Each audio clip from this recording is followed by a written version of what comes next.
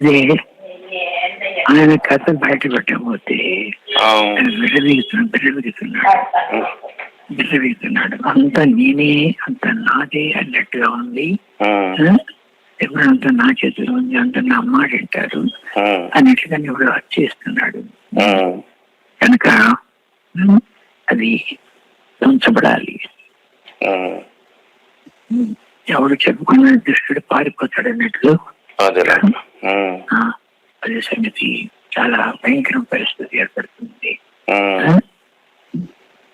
ఒక పాత విశ్వాసం ఇచ్చి ఏడుపుకుంటే తక్కువ.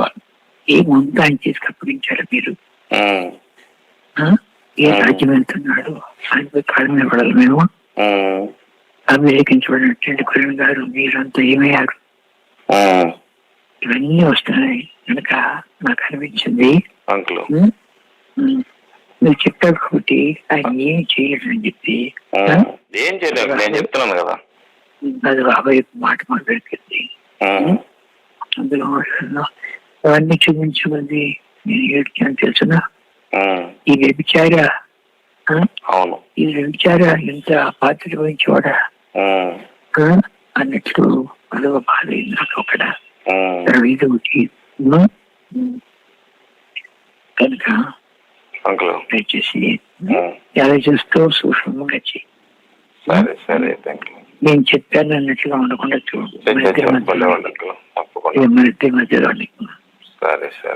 ఎందుకంటే వేరే వెళ్ళిపోతున్నాడు కనుక ఆశ్రయించుతున్నాడు. తెల్ల ఆత్మీయ స్థితి అర్థం కాలే. అదే ఆత్మీయత ఉంటేగా. అంతే కదా. అట్లాంటి వాడు మా మీద ప్రయత్నం చేస్తుంటే ఇవన్నీ కొన్ని తెలిసి కొన్ని తెలియకోకుండా సాగిస్తున్నాం. ఎంతగాల్లో ఈ మనుషుడు మాకు సహాయపడుతున్నాడు అన్నట్లుగా ఉంది కానీ అందరం బాధపడుతున్నాం. కొంచెం ఎట్లా ప్లాన్ చేస్తూ చూడు. సరే సరే సరే నేను ప్రార్థన చేస్తాను ఇక్కడికి తప్పకుండా.